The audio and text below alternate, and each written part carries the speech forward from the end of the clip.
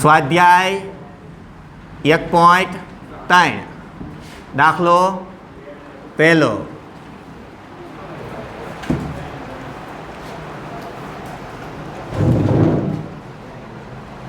કયા આધારે સૂચકાંક શોધવાનું કીધો છે? ભારિત સૂચકાંક કીધો હોય છે. સૂચનામાં લખ્યું છે કે ખાલી એમ કીધું સૂચકાંક ગણો? ઓકે. તો હવે આપણે કેમ નક્કી કરવું કે આટલા બધા સૂત્રમાંથી આમાં કયું સૂત્ર હાલશે? તો પહેલો રસ્તો, રકમ વાંચો તો તમને ભાર જોવા મળે છે. મળ્યા ભાર? ભાર એટલે ડબલ્યુ. ડબલ્યુ આવતું હોય એવું એક જ સૂત્ર IW વાળું, એટલે એ સૂત્ર અહીં લખી નાખવાનું. પહેલાં સૂચક આંક IW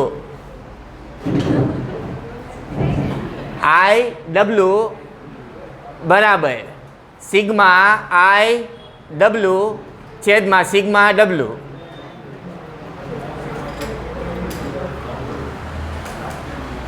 હવે તમે જુઓ આ શું હે? પહેલું શું ખાનું હે? વસ્તુ ને વસ્તુ.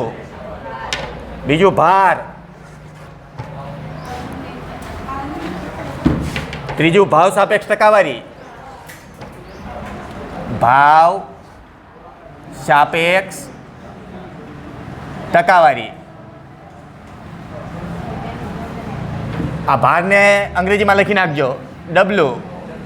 ભાવ સાપેક્ષ ટકાવારીને અંગ્રેજીમાં લખી નાખજો. હે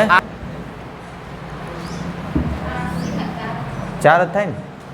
વસ્તુ ભાર ચાર જ થાય. ચાર જ થાય.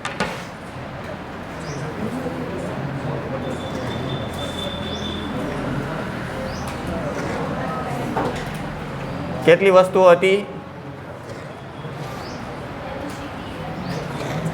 ABCDEF. અચ્છા,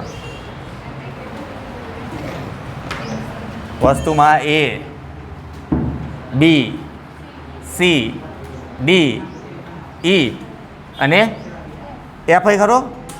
F. ABCDEF. હવે બધાના ભાર બોલી જાઓ. 5 10 10 30 20 25. આ બધાનો ટોટલ 100 થવો જોઈએ. જો ભારનો ટોટલ 100 થવો જોઈએ. જ્યારે આવી રીતે મોટા વધારે ભાર આપ્યા હોય ને તારે 1 2 3 એવા ભાર આપ્યા હોય ને તો ન થાય. કુલ ભાર 100 90 290 315 280 300 પૂરા 315 320 અને પૂરું. જોયું આ બધા સૂચકાંક લખી નાખ્યા, બધા ભાર લખી નાખ્યા. હવે આપણે સૂત્રમાં જુઓ તો તમને IW નો ગુણાકાર જોઈ છે અને પછી એનો સરવાળો જોઈ છે. એટલે IW નો ગુણાકાર ને સરવાળો તો અહીં નીચે મળશે. ગુણાકાર કરીને સરવાળો ક્યાં મળે? નીચે. એટલે આ બેનો ગુણાકાર જોઈ એટલે સૂત્ર પરથી ખબર પડે આપણને કે એક ખાનું IW નું જોઈ છે. એટલે આ 1500 માંથી 50 જાય, 14 50 થયા, 14 50 31 50 2800 પૂરા 3 તરી 9 1000. હા 630 6300 થયા. હા 25 તરી 75 7500 અને 25 50 500 બીજા 8000 થયા ને? કુલ કેટલા થયા? 30700. 30700. આ ખાનું કયું કહેવાય? આને આ સરવાળો મેળવ્યો શું કહેવાય? સિગ્મા IW કહેવાય. આ IW નો સરવાળો. IW નો સરવાળો કોનો? એનો સરવાળાની કંઈ જરૂર જ નથી. સૂત્રમાં જો બેના સરવાળાને જે આવ્યા કોના? એક સિગ્મા IW અને એક સિગ્મા W. બેના સરવાળા કર્યા આપણે. હવે આ સૂત્ર મૂકી દો એટલે તરત જવાબ. હે આવી ગયો ને જવાબ. હા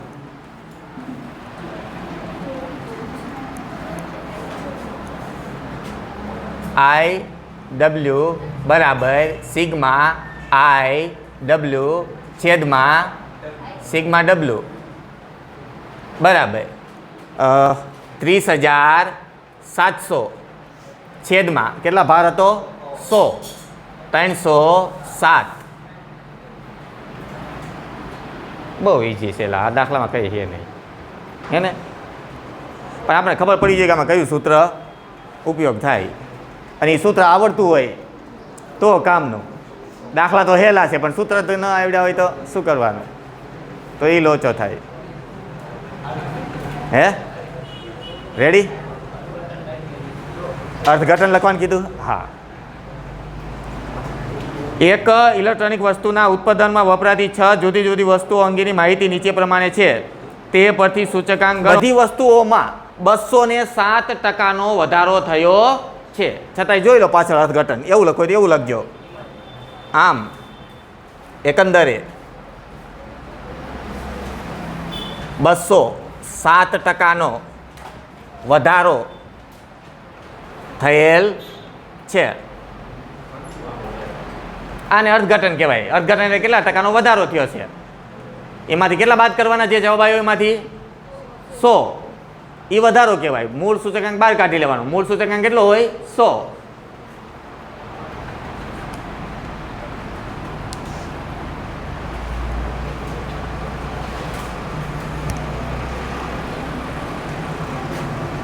હાલો રેડી? હાલો બીજો દાખલો શું કહે છે એમાં? આમાંય ભાર આપ્યા છે. એક ફર્નિચરની બનાવટની વસ્તુના ઉત્પાદનમાં વપરાતી 6 જુદી જુદી વસ્તુઓ અંગેની માહિતી નીચે પ્રમાણે છે. તે પરથી વર્ષ 2014ના આધારે, જો 14-15ના બે ભાવ આપ્યા છે અને આધાર કોને લેવાનો છે? 2014ને. આધારે વર્ષ 2015નો સૂચકાંક ગણો અને તેનું અર્થઘટન કરો. ભાર આવ્યા એટલે સેમ ટુ સેમ સૂત્ર, પણ આમાં થોડું વધારાનું તમારે કામ કરવાનું છે કે આમાં સૂચકાંક આપ્યા નથી એટલે તમારે અહીંયા બે ખાના બીજા બનાવવાના. આય નહીં બનાવવાનો, આય પછી બનશે. જો ખાના કહી દઉં તમને. પેલું વસ્તુ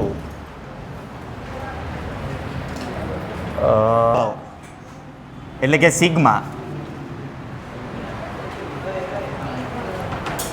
ભાર 17, 15, 22, 16, 17, 15, 22, 16, 12 અને 18. તરી 20, 50, 32. તરી 20, 50, 32, 40, 16. પછી 24, 24, 70, 40. 24, 24, 70, 40. 48, 24.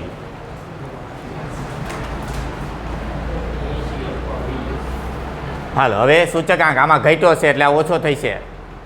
24/30 ગુણ્યા 100. આ દર વખતે લખવાની જરૂર નથી, તમે તો સીધું કેલ્ક્યુલેટરમાં સૂચકાંક તમારે કરી નાખવાનો. દર વખતે આ લખવું જરૂરી નથી. અચ્છા 6 ચોક 24, 6 પંચા 30, 8 80%. 80 આવ્યો ને? હા. હવે 120, 140, 125, 120, 150. જોઈ લો, બધા મેળવી લો. રેડી? હા. 1360, 1360, 1800 પૂરા. તરી 80, 2000, 1440, 2700, 12380. સિગ્મા આઈ ડબલ્યુ. આ ભાર બધા 100 જ હોય ફરજિયાત. એટલે સૂચકાંક આવશે 123.80. 12,380 ભાંગ્યા 123.80 એ 8 કે 80 બે હરખો થયો.